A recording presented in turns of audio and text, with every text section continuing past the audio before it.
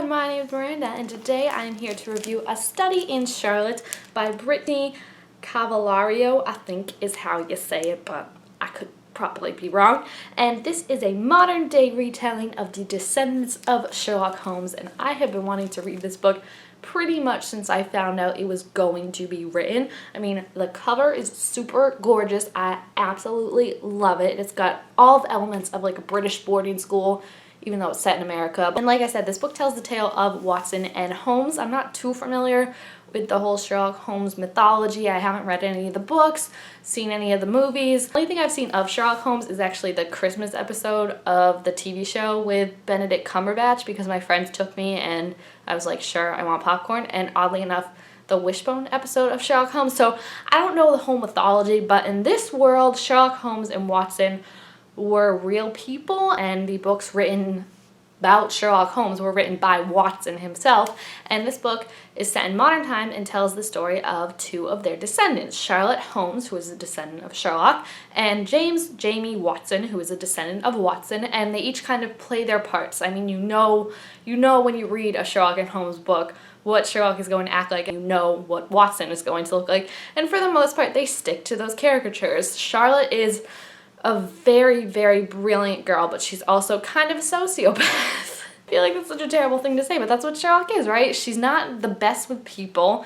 She's very, very intelligent. She has a mildly addictive, strong drug problem. She's not, like I said, that great at making friends or anything. Enter Jamie, who is your all-American kid, except he's from London, so I don't know why I said all-American, but he is coming into this school from London. He's very eager to meet Holmes and start these adventures with her. He's very plucky, very like, we can do this, and also the only one who can kind of communicate on Holmes's level, like the only one she can tolerate being around for long periods of time. And I really, really like this book. I think the whole dynamic of making Sherlock Holmes basically into a girl, because that's what this book is basically, like she's exactly like Sherlock Holmes, is very, very fascinating. And the things it does to Watson and Holmes's relationship is very, very interesting. I know everyone already ships Holmes and Watson, like in every single bro slash there is, they ship them. But in this book, because it is a boy and a girl, and obviously there are feelings there, like intimate feelings, they don't shy away from the idea of them possibly having feelings for each other, but at the same time it isn't overwhelming. Like the relationship between Holmes and Watson is very more analytical and intimate. If you're looking for a typical romance, this is definitely not it, because you kind of have to read between the lines and you kind of have to see what isn't being said, and at the same time there's an emotional depth and an intimacy, like I said, to this relationship that isn't too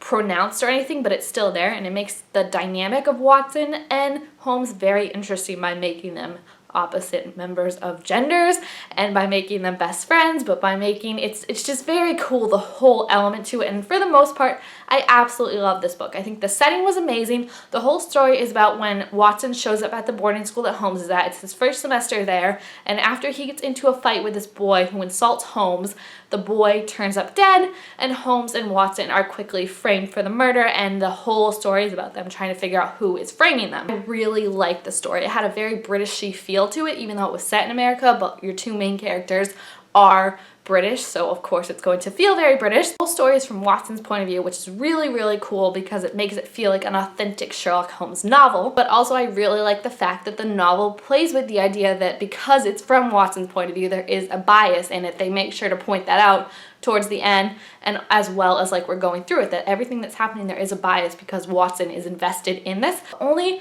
problem I have, and I know a bunch of people are probably going to have this with the character, is that when you make Holmes a girl, she kind of becomes the manic pixie girl because it's like she's on the drugs, she's super mysterious, and everyone kind of wants to be friends with her. This one guy manages to like oogle his way in there, and you're always not quite sure how she feels about him. I was having like war flashbacks to Alaska Young when I was reading this in some parts with Charlotte, definitely towards the end, and I mean mostly with her drug problems.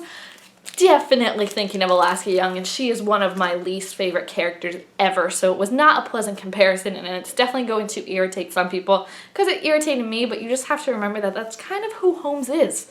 he's kind of a manic pixie girl, except he's a dude, so no one ever points it out. And Jamie does put up with a lot because of all that happens. Like, you're just like, please, Watson, just stop. Like, more so than I think any friend would ever put up with, to the point where it's like, you just need to like stand up for yourself or something. So that was frustrating to read. The other problem I had with it was more of like a personal thing, because when I read mystery books, I really like when the killer's kind of revealed towards the end, like a split second, like one page, oh, you're the killer, like this big whole reveal. In this book, it was kind of the opposite, because yes, it happened towards the end, but it was still like we found out who the killer was, and then we still had like 50 pages to go before like anything actually happened with them confronting the killer or the killer actually being seen by these people. So I just didn't like the lag that we had. I'm sure some people like it, but I'm just definitely more of a person who I like to be like, oh, you're the killer, and then like boom, we fight you. Like, I like that a lot more. Overall, I really liked it. It's a new trilogy, so I'm excited for the next 2 books to come out sometime in the near future. I just think Charlotte and Watson have such great chemistry and such a great repertoire together, and you could tell that the author really loves Sherlock and really put her heart and soul into representing Sherlock in an authentic way, and it feels authentic. It feels really cool. The only confusing part is how Sherlock and Watson are actually real people in this story, because you're like, pourquoi? Like, this would be like if I wrote a book where like Harry Potter was a real person and everyone was like, oh my gosh, you're a descendant of Harry Potter, that is so cool. The thing I was super mad about though was nowhere in this book did anyone say elementary, my dear Watson, and I was like, it's so simple. It's so like, what? That's the one thing I know about Sherlock Holmes. And he has a crippling drug addiction, but you know, that's not as fun as elementary little kids. I really liked it. Highly recommend it, and I cannot wait to see what is in store for Sherlock Holmes and James Watson. I think that's about going to do it for this review. If you enjoyed it, please be sure to give it a thumbs up and also subscribe to my channel down below because I want to make all sorts of new videos. Thank you guys all so much for watching, and I will see you next time. Bye!